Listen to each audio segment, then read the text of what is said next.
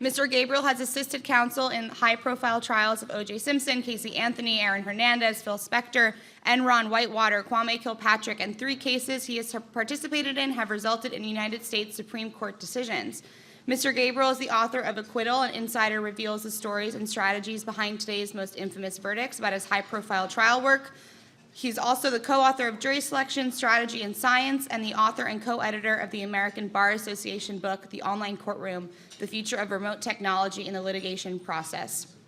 He's the founder of the Online Courtroom Project, which has assisted the courts, counsel, and clients to improve justice system access, diversity, representation, and efficiency during the COVID-19 pandemic. And we've all seen him much recently speaking on every news outlet there is imaginable. So please welcome Richard Gabriel to kick off the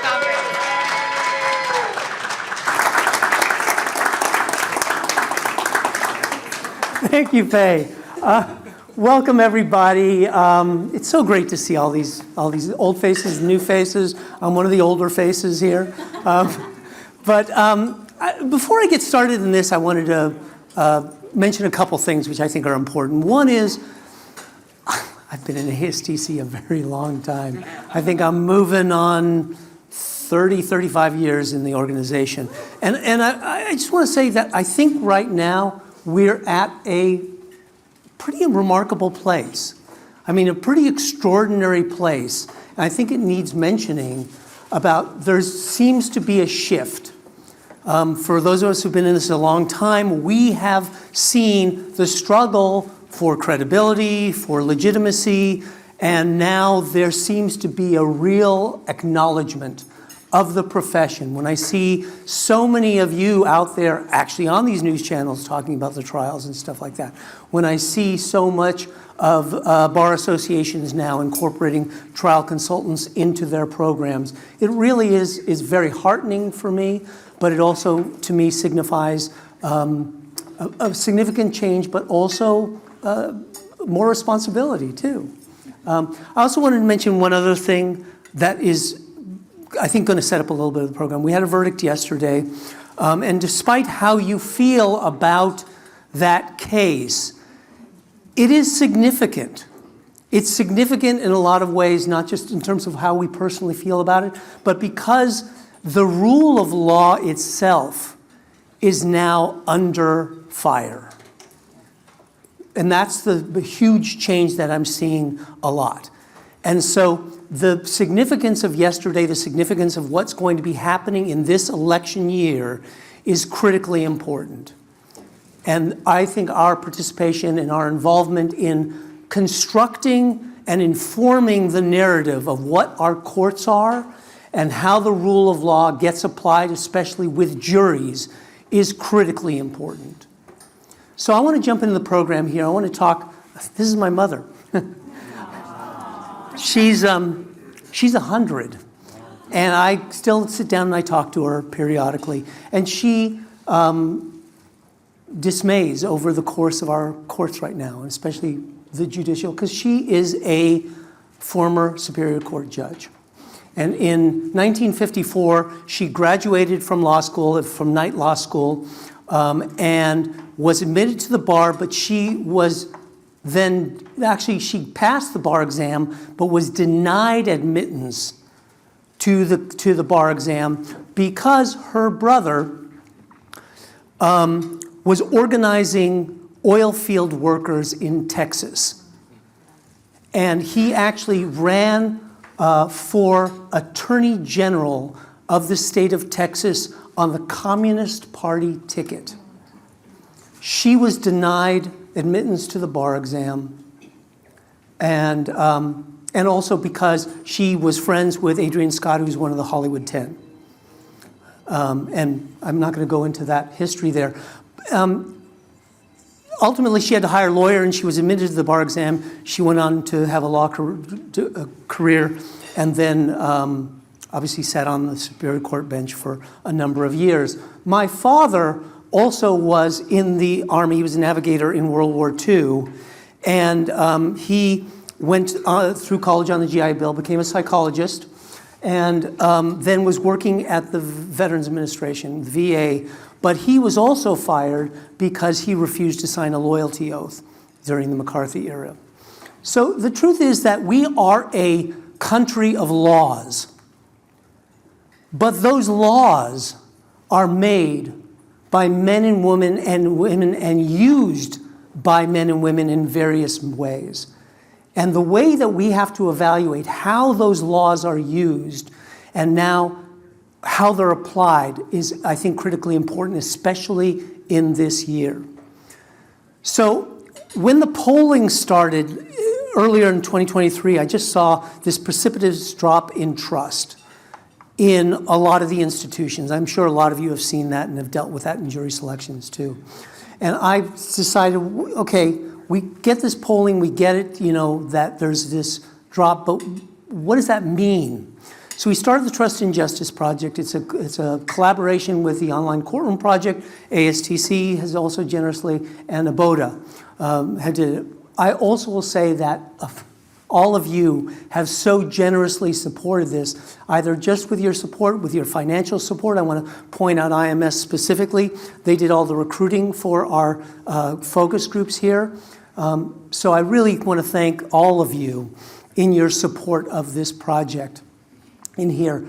The Trust and Justice Project was designed specifically to take a look at what are these underlying concerns that are driving this mistrust in our justice system. What are the systemic challenges that also inform those difficulties and that distrust? And then what potential are improvements? Let's face it, we're all problem solvers. And so we want to take a look at not just what's the bias, where's the problem there, but what do we do about it? So what we did is we did a survey, a national survey, to take a look at the 4 main institutions of justice: Congress, law enforcement, the courts, and our corrections system. And we designed a survey to take a look at, you know, what is the fundamental trust? What are people's attitudes about fairness? What about bias? How much do they think that is involved in the courts? What's the understanding of our justice system? How much do people actually understand how the system works? And how well does it work? What is their evaluation about that? As well as, what are the personal experiences that inform those attitudes there? And obviously, we also spent a little time talking about how does the media inform their understanding of the system and their attitudes about that system.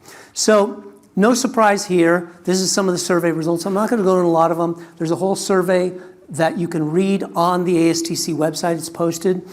70% think Congress makes laws and passes laws to serve the interests of politicians and donors. All right? That's been a kind of, it's more significant now, but it's been that way for a while here.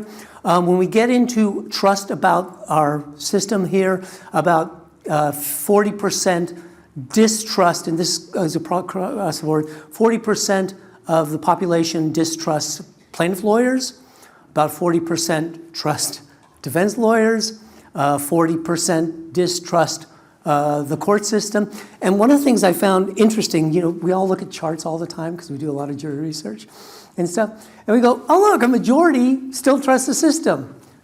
To me, that's the wrong thing to look at here. I look at this over here, I go 40% somewhat or very much distrust the system. That's huge to me, and that's really critically important there. When we asked them about what kinds of things would improve it, this to me was very interesting. Only 6% said, that system works great, you don't have to change it, right? A lot of people said the system works well, but, you know, and a few changes needed would improve it. 40% says the system has problems and can be fixed with reforms. And 20% basically say system's completely broken, needs to be completely redone here. So that tells me a little bit about sort of what people want, what our public wants here. When we get to the Supreme Court, this is what is really, I think, driving a lot of this these days. It's going to be something we see a lot of. As you see here, 40% distrust the Supreme Court. That's a remarkable figure, especially given where polling has been in the last couple of decades. The Supreme Court has traditionally enjoyed significantly higher trust confidence ratings in all the polling. So 40% is big. When we ask them how biased or unbiased are judges, here's a pretty significant thing. Almost 50% think that judges, on the whole, are either somewhat or very biased here. It's not going to be a surprise to those in the room here. When it talks about Supreme Court decisions, they talk about this. Almost 65% think that the Supreme Court is either somewhat or completely biased when they're making their decisions there. They also believe that the Supreme Court, almost 50% believe that they make decisions based on their own personal political beliefs and ideologies as opposed to the law and precedent here. That's significant when it talks about the rule of law and the role of impartiality and so it's very important to look at these figures and to understand how that is operating this systematic distrust here. This is one of the main things I wanted to focus on in the study, which is really, does this serve you? Does the justice system serve you as the public? And a vast majority, well, a vast 60% think it doesn't, but for me, 40% saying no, it's not my system, is, I think, a critically important finding to look at here. So we're at an inflection point, I really do believe, right now. How do we, and as we all know, it all starts with a question, right? It's all of our work basically starts with questions. So how do we restore trust to the justice system? What does the rule of law mean today, given the heated rhetoric that we see in everyday world? Is justice a moral obligation? Is it a moral obligation to us as ASTC? Is justice reform possible?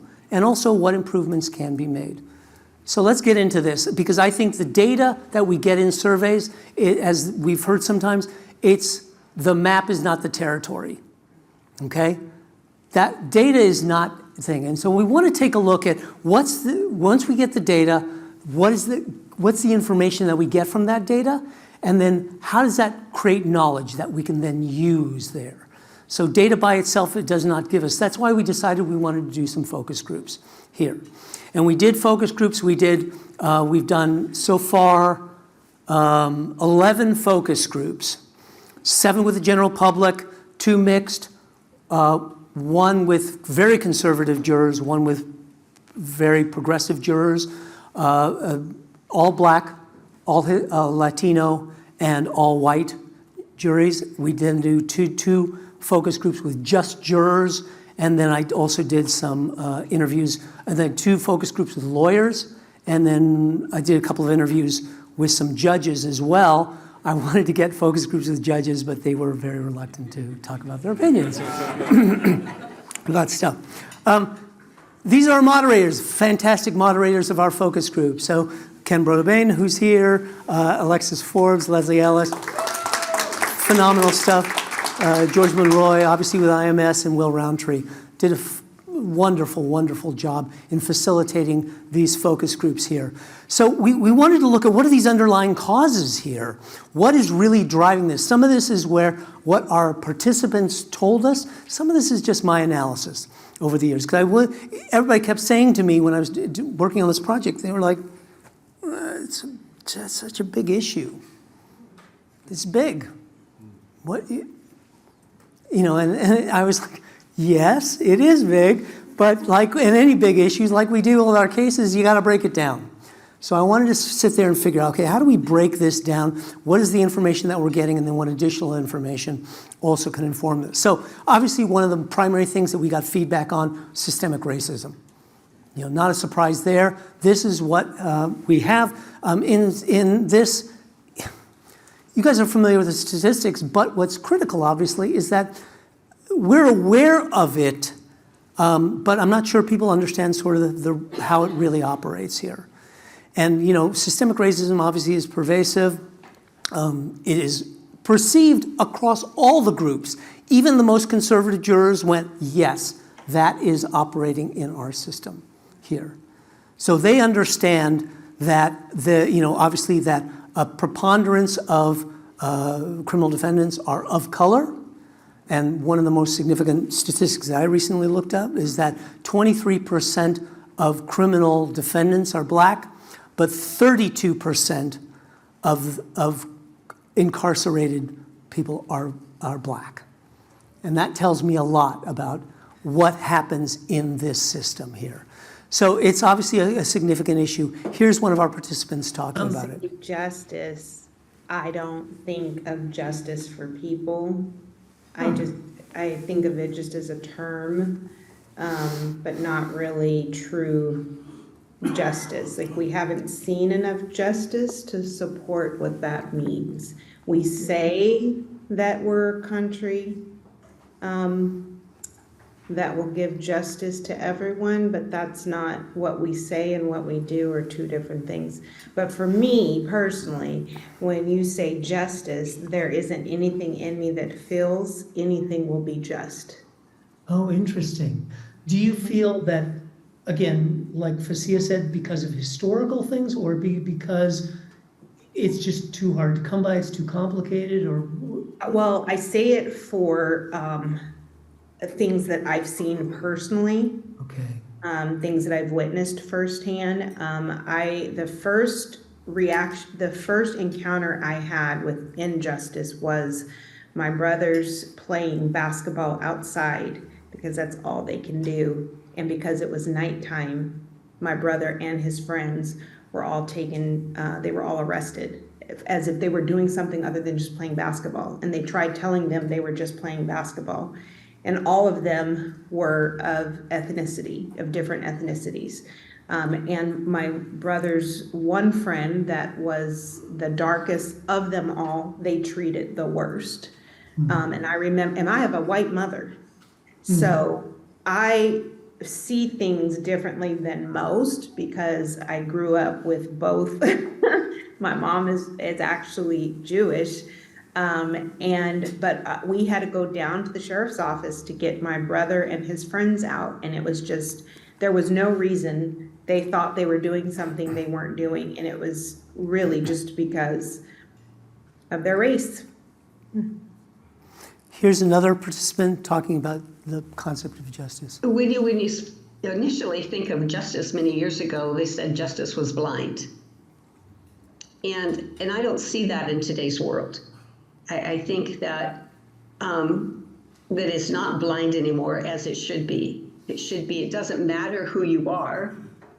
It doesn't matter what color you are. It doesn't matter what language you speak. It should be blind to all of that. So, despite the prevailing sentiment that there is systemic racism, this is a map of states that have tried to pass laws to prevent critical race theory from being taught in schools here. It's uncomfortable, isn't it? We don't like change.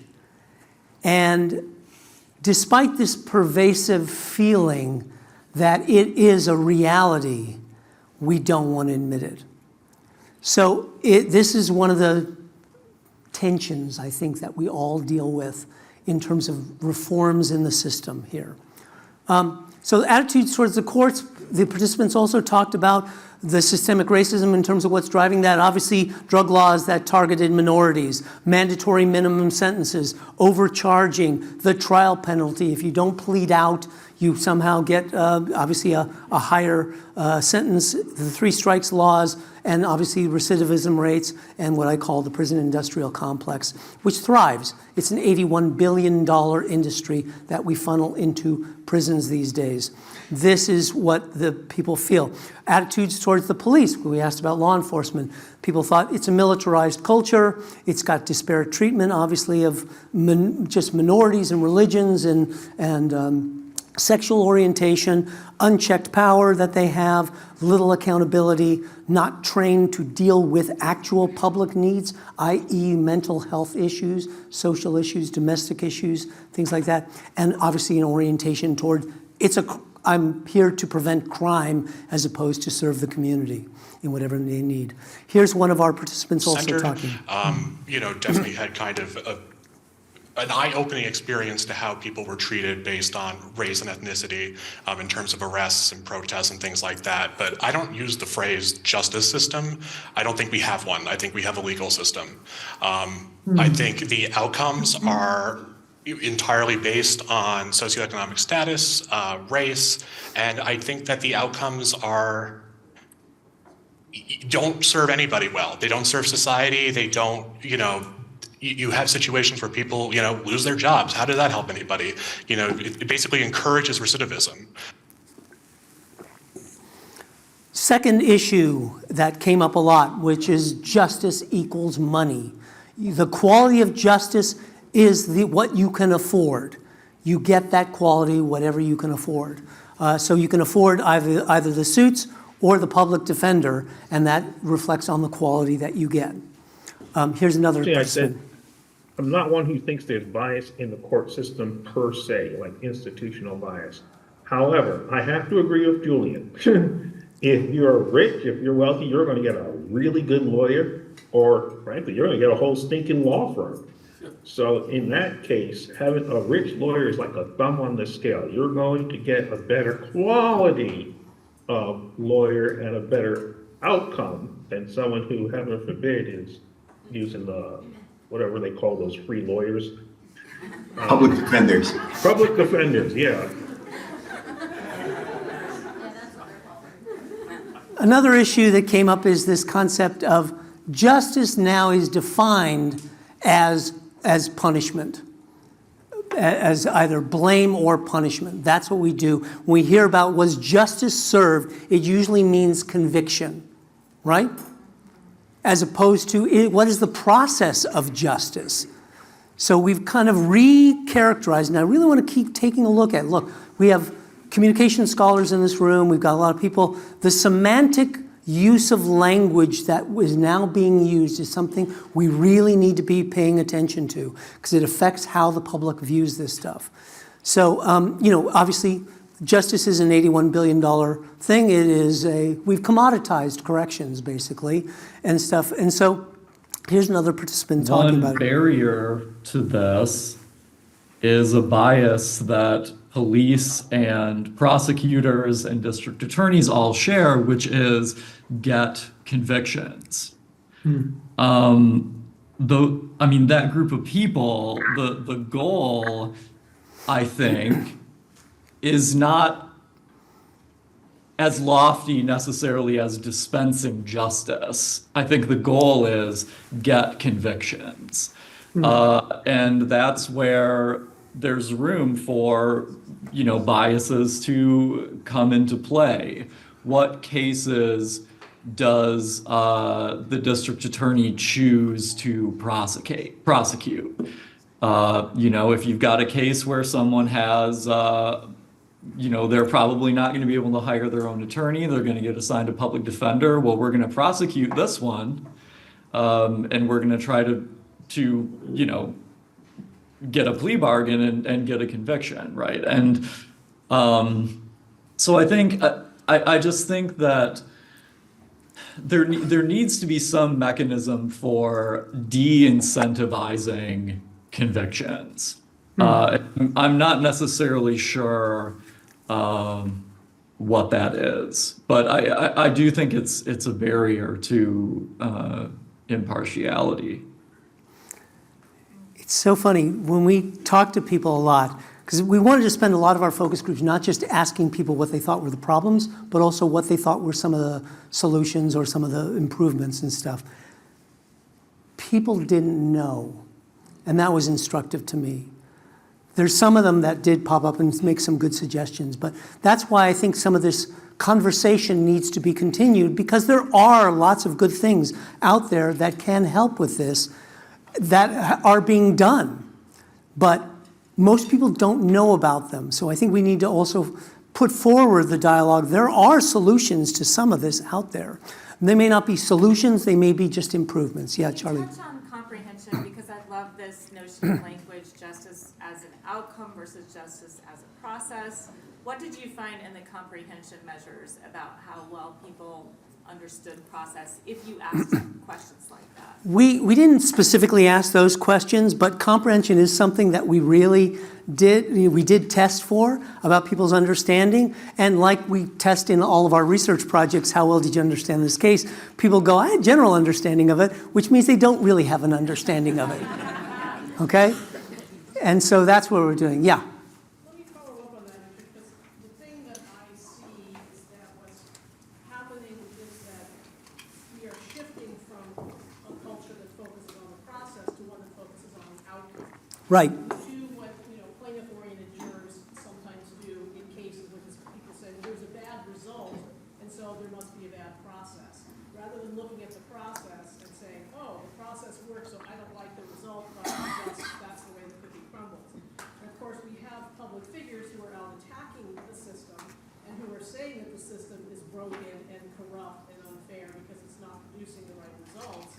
And so we have an incredibly corrosive public dialogue, and it is happening on both sides of the political spectrum. But because of that corrosion, that corrosive discourse about the process, it seems to me, I don't know how we go back and we create trust in the process again. That seems to me to be the key issue. And right now, the Trump verdict has just come down, and the machinery is in process. Right. Half the country is saying corrupt liberal judge, corrupt New York jury who slipped them some money. There isn't, even though the process, from everything that I've seen of it, seems to have been conducted scrupulously fairly. Of course, people aren't in the courtroom; they don't see what's going on. Yes. But, and you're touching on it now. People don't understand the process. I'm going to touch on a number of the issues that you just covered. And I think that's important. But us being able to discuss this process, what the process is something I think that once people do understand it better, they will have a better understanding of how the machinery works, basically. And so, what we also see, obviously, in this concept of thing is we are the most incarcerated country in the world here. By far, by massive measures here.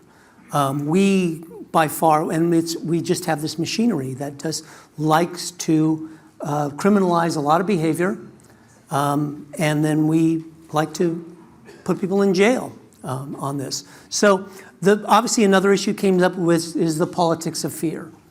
This is an issue that we are now dealing with, especially in 2024. I think we're going to see a lot of it going on here. It's, I think, created this incredible tribalism. It's funny, we keep hearing, again, in the rhetoric of the country, we're so divided on the country. Yes, we are divided on some issues. We're not divided on other issues.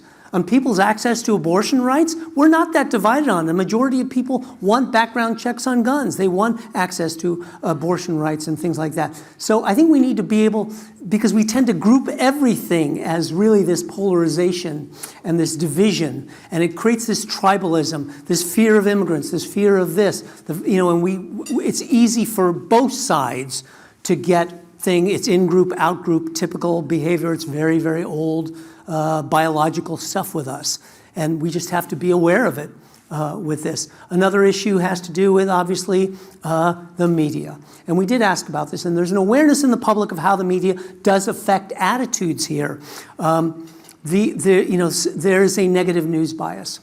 And that we talk about this a lot. Because, the truth is that people are aware that and as a matter of fact, from 2016 to 2019, Facebook gave 5 times more weight to negative stories, negative impulses there, because they said it increases engagement.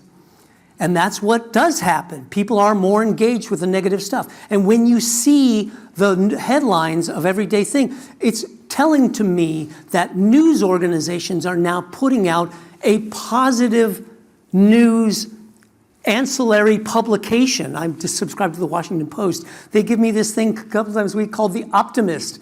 I'm like, what?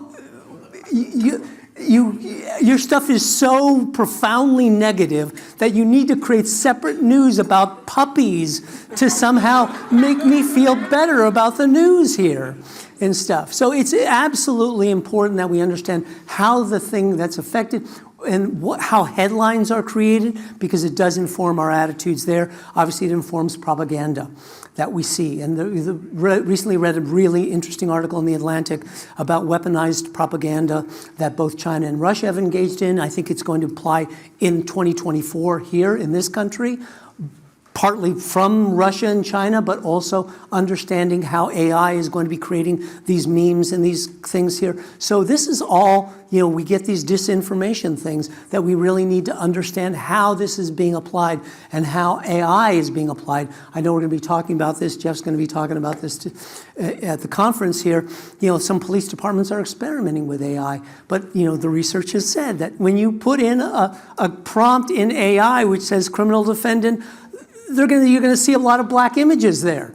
So it's all about what, garbage in, garbage out. It is about what happens, what's the information coming from, and what's that. So we also now have a culture of opinion.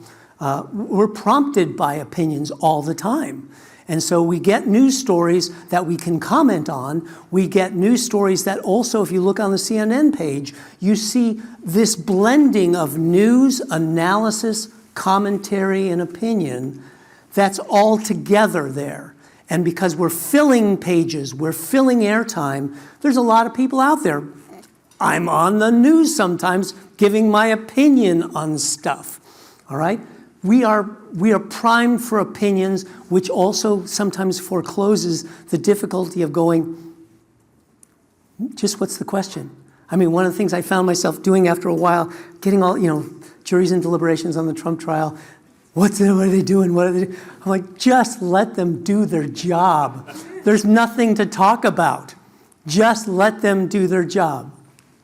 And I think that the culture of opinion also has an important element, because what ends up happening, this is a chart from Jason Bloom, who some of you know down in Texas, who published in Texas Law Journal this really interesting article about, this is during the pandemic.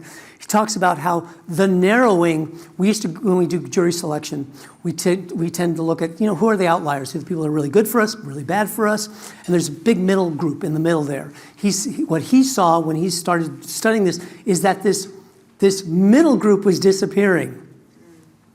All right? This truly neutral, people who just really didn't have a dog in the fight at all, everybody's got an opinion about something. So you have a lot of acceptable jurors, you have a lot of people who aren't acceptable. It makes it really challenging, obviously, when you have limited peremptory strikes in things. So it's the culture of opinion informs how opinionated we are. It's important, yeah.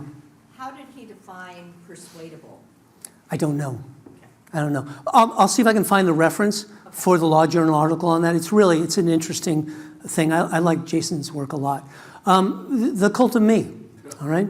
This is just, here we are with our little phones, and we have this becomes our bubble. It is one of the reasons I believe the jury is so important. Because where else in our society today do we sit around with a group of people who we don't know and talk about really important issues and make really important decisions and have to be civil to each other? It's rare.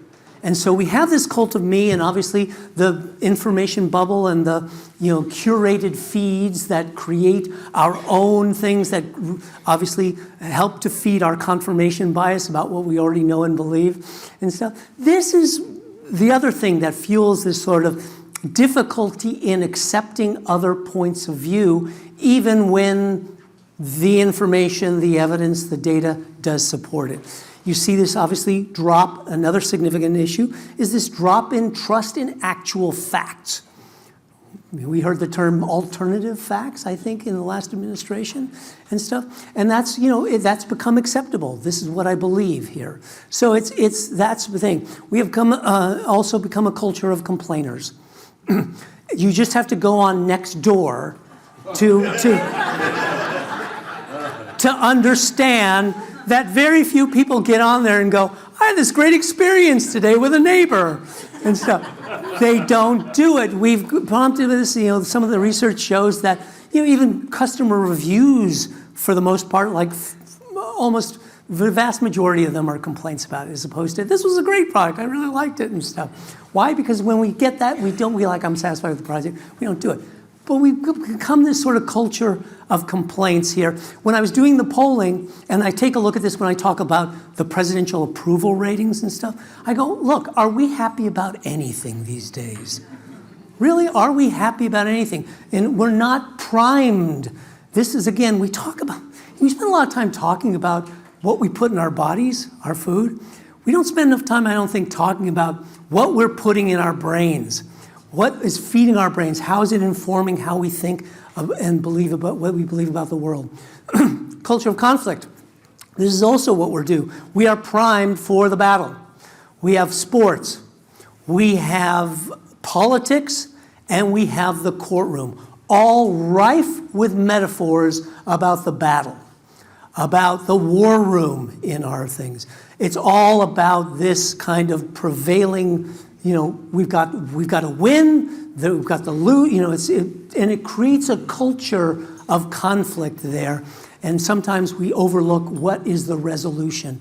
And this is an invitation, something I've been spending a lot of time working with in our group about is when we get lawsuits or we see things like that, what's the optimal resolution of this? And a lot of you are working in this now, but I think another really optimistic opportunity for ASTC is to not just think about how do we win a case, but how do we resolve it favorably? What is the best outcome for that? Obviously, we have clients who want to win, but what does that actually mean? So I think there's an opportunity for us there. There's just a resentment of authority as a result of all this. I think you're seeing this. I think you're seeing it in the polling.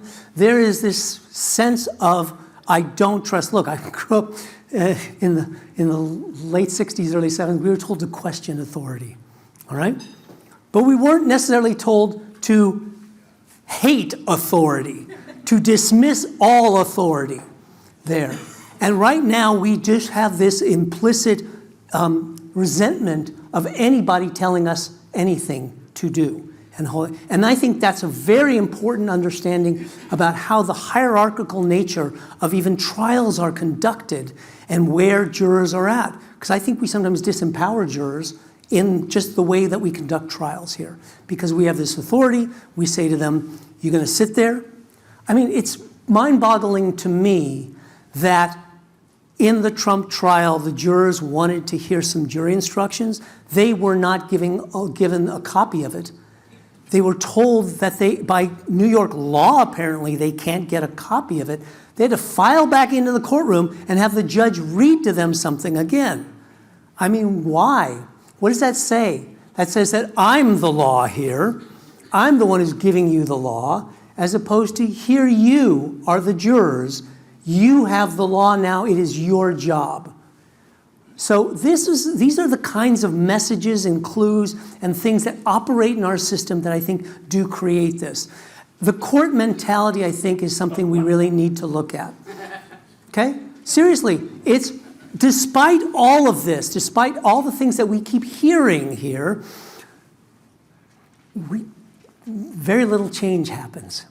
We just want to keep operating the way we've operated, right? For the most part, a perfect example of this is, and Judge O'Donnell's going to be here. He's going to be talking to you about King County and what they've been doing up there, especially about the GR 37 stuff. But King County has done a remarkable job, especially during the pandemic. They employed very rigorous, amazing, and they studied what happened when they started doing remote jury selection. And they found out it works.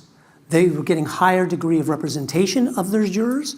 They were getting more participation of the jurors and less people who didn't show and stuff. And people were just happier about that. They are still continuing those practices today, and they are one of the few jurisdictions in this entire country that is still doing it. Our federal courts in Seattle are doing the same. Yeah. And they said they're not going back. It's nice because you have a larger district. In Oregon, the whole state is the federal district, and so people can come in and participate by Zoom with assistance if they need it, never come downtown until they know there's something. Efficiency, It's wonderful. effectiveness, jurors love it. But do we pay attention to that throughout the country? Do we say, you as jurors, what do you want? What will help you to serve? And I think that the no-show rates, one of the things I've been talking to Paula about, is just the rates of people who show up for jury duty. It's pretty bad. And it's difficult to do it, but this will increase that. So this is sort of the difficulty with some of our rigid, I call it the petrification of precedent in our courts. All right? Richard, Yeah. I also think that we're not admitting to the culture of interruption. We're constantly interrupted, and I think that affects the way we understand things. Well, there is that too. I mean, and it's challenging, obviously, for jurors sitting in a trial where they have to sit and listen for long periods of time. Because our attention spans, you talk about our attention spans, and talking about how all of this informs how people process information and make decisions.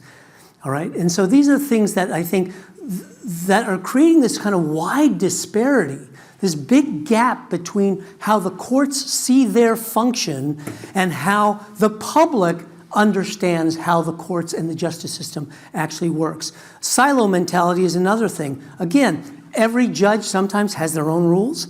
They do things their own way. Sometimes a jurisdiction or a court house has its own rules and stuff. But very often, one of the things I was recently had the honor of being invited to a program that Paula was doing with the National Center for State Courts, where she gathered a number of federal judges and the ACLU and district attorneys and public defenders' offices, all to talk about how we reinvigorate the jury system and stuff.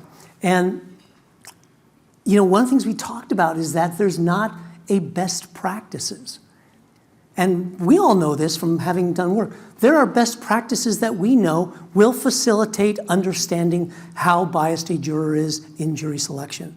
But very often, there's not that much sharing. Periodically, judges will go and down the hall and talk to another judge and say, hey, what do you do? And things like that. And that becomes the anecdotal information by how that judge runs their practice. But a lot of times, there's not a lot of training that happens about what are other jurisdictions doing that are effective and work.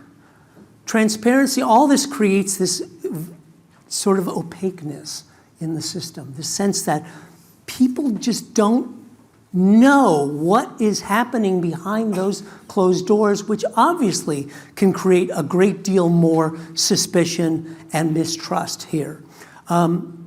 Access is another aspect of this. I want to play for you another participant talking. I had an instant. Whoop, let me go back. Click through this. It's on the other screen. Oh, there we go.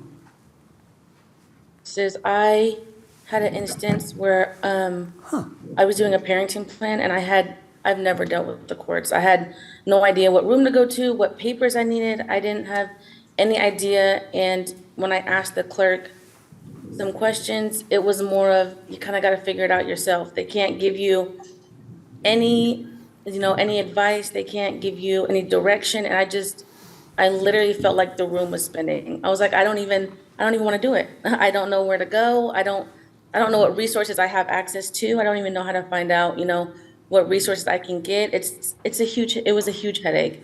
And I stopped it.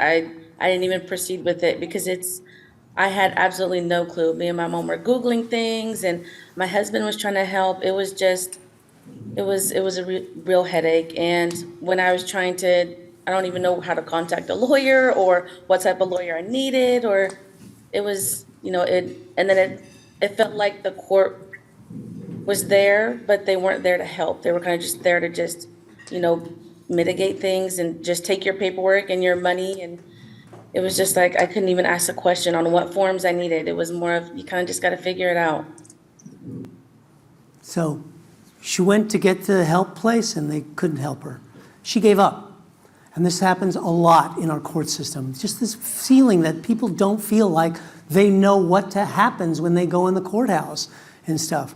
So there's a comprehension issue. There's just very little understanding of exactly what the system does, how it operates, and how it affects them stuff.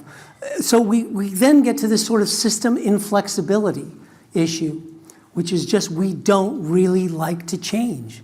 Let's face it, we all are creatures of habit, and we don't, but it's even more significant, I think, in our court system here.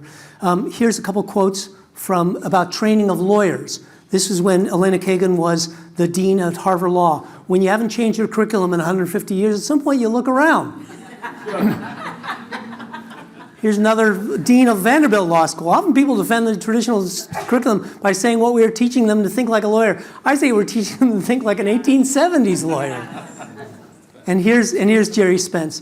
They want to legalize everything, dehumanize every client, categorize every case, and box up people into causes of action and understand them in accordance with stare decisis. All right? This is the sense of out there that we have there, and some of it is former dean of Harvard, I forget his name, but the case study method was one of his big things, and so the study of laws in empirical science sort of has become the norm here, as opposed to in the 19th century and early 20th century, you learned to be a lawyer by going out with lawyers and practicing with lawyers. It was a true apprenticeship in that. And we don't really have that anymore. This is a quote that I like from what I call the originalist, Thomas Jefferson. And he says, "The earth belongs always to the living generation. Every constitution then and every law naturally expires at the end of 19 years. If it is enforced longer, it is an act of force and not of right." I think that's a significant quote, that Thomas Jefferson himself says, hey, the Constitution is a living thing. It has to suit our modern age of people. That's the way they wrote it. And yet we have these originalists and the Heritage Foundation and a lot of these groups that think, okay, well, our job is only to interpret. And it's a very traditionalist, it's a very biblical way of thinking of our law and stuff. But it is not actually the original intent of our things. So, I always think of this. I don't know if any of you have read this book by Yuval Noah Harari. It's called Sapiens. It's a really interesting book. And in it, he talks about civilization is based on what he calls imagined reality. We don't develop our laws and our societal rules based on divine provenance. We don't design based on natural law. We make it up. We can make up other rules, and we have the ability to do so. And yet sometimes when we operate in our justice system, we act as if though this is the law passed down, given to Moses on the tablets, and this is the way we have to operate for the rest of our being here. So I want to talk to you a little about some of the respondent recommendations and talk about then what ASTC, how I think we can function with this. So here's a few people. This guy was asked, what do you think could happen to make this system a little more trustworthy? Here's what he said. For a long time, I think from the courts, basic court system, all the way up to Congress, is had like all the people like hooked up to a lie detector machine. Look, no, hang on. Now, obviously, if you're telling the truth, you don't have to worry about it. But if you're telling a lie, you're going to get a jolt of electricity. And the more lies you tell, the higher it goes. Now, yes, it sounds brutal, but if you were telling the truth, you're nothing to worry about. Okay. All right, we like it. You get hooked up for a lie detector test. What I find, obviously it's hilarious, and everybody in the group was laughing about that. But it's funny because in 2016, I actually wrote an article for CNN.com talking about how we actually should put our politicians under oath. I mean, they're serving the public. Lawyers come into the thing, they have to, under penalty of perjury, every declaration they make in representing a case has to be the truth there. And yet we cry about First Amendment rights of politicians and stuff. And I say, why the people who are actually having to serve the public, why aren't they under a similar obligation here and stuff? So it's interesting. Here's another guy. Ending cash bail. I think that's really something as well. Because again, it's a socioeconomic thing. That's, if you're stuck in jail for 45 days because you can't pay bail, you're going to lose your job. You may lose your house. So I think there are ways to kind of begin focusing more on rehabilitation, kind of breaking this cycle of just being stuck in the criminal legal system. So I think there are tangible steps that can kind of improve things, even though I disagree with the system fundamentally. Here's another. Or I guess we don't get to talk to them, but our lawyers is in the court and even then, the juries have very little say in anything. We're supposed to sit there, listen, and whatever it may be, but there's no back and forth interaction with the judges. So there's no way for them to really understand us as regular citizens, how how our voice is not heard. And so if there's a way that we can sit in some sort of forum, have, Supreme Court judges, or even at the city level or at the county level, just really try to understand, the community, the citizens, and what our needs are from different, minority groups, not just, in the specific communities, but different minority groups and different people from different socioeconomic statuses as well.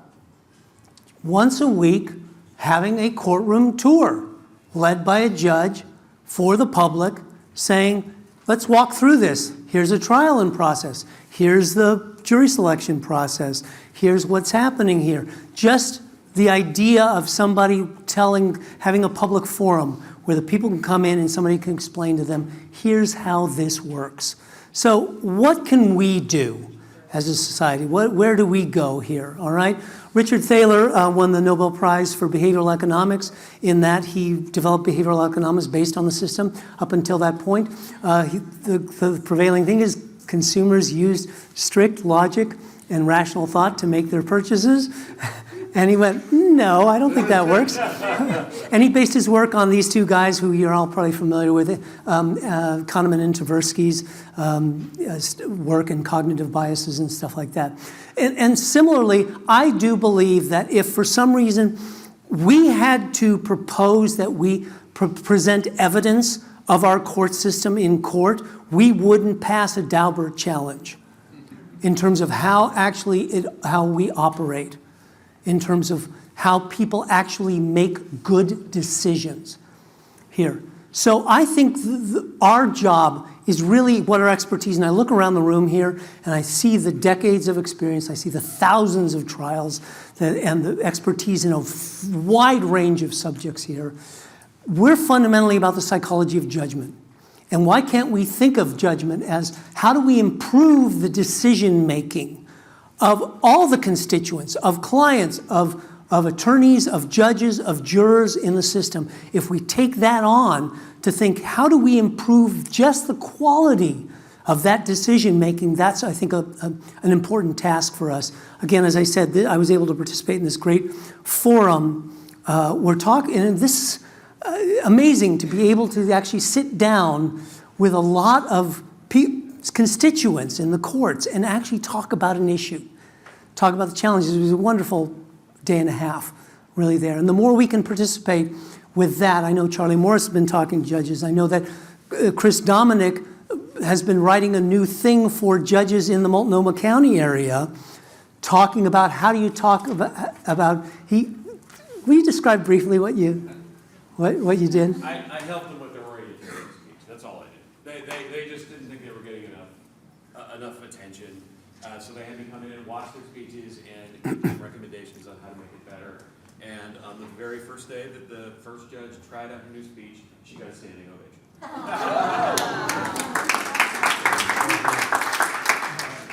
Also, kudos to Chris Dominic and his writing ability. But so there's things that we can participate in. Obviously, the online courtroom project is a thing that I think has made somewhat of a difference. There's restorative justice initiatives that I think are taking hold in little pockets around the country. They, I think, can use more of our work too. There's ideas about community policing that really do help law enforcement. Implicit bias training, de-escalation training, mental health training of our officers. So they're not just oriented toward what's the crime and how do I arrest somebody, but just how do I serve the community and what their actual needs are. Courthouse docents and judicial tours. Again, these are things that can do well. And again, there are talking about this chart here. Germany and the Netherlands have far sophisticated. It's not just that they incarcerate less people, but they have actual programs where they are taking rehabilitation seriously. They have diversion courts. They have ways that they actually treat mental health and drug addiction and teen crime in a completely different way. And they've developed those kinds of programs for that. So there's initiatives out there, things that will help the system. All of us can go out and talk to high schools. We can just literally go and say, I'm in the area, do you want to have your kids actually understand a little bit about this? We need to start with our young people. We really do. I come back to this, our juries. I keep coming back to it. Doris Kearns Goodwins was on Anderson Cooper last night, and she talked about when the verdict came back, she got that same kind of buzz, that same thrill about how that she typically saves for the voting process when she talks about sort of that, the fundamental aspect of how one of the cornerstones of our democracy is really a group of citizens making an important decision in there. So this is where I think another thing we can advocate is it's not just a jury, it's the idea of people actually getting together and discussing important issues. Will it be easy? No. Rosa Parks sat on the front of the bus, and it was 9 years before Lyndon Baines Johnson signed the Civil Rights Act into things. So this is not an overnight thing. It's not a snap your fingers type of thing. But it's an invitation for us. It's an invitation for us to just think a little differently, think a little bit outside the box. I want to just say, these are my grandparents, Yana and Minnie. They escaped the pogroms in Russia. And they came to this country and lived in Texas. And when my uncle was organizing, getting trouble, as John Lewis said, causing good trouble, was organizing oil field workers, he was nervous for him. And he said, we live in this great country. Coming from Russia, we live in this great country. We live in the best of all worlds here. And Nathan said, but it can be better. So, as Maya Angelou said, do the best you can until you know better. And when you know better, do better. Thank you very much.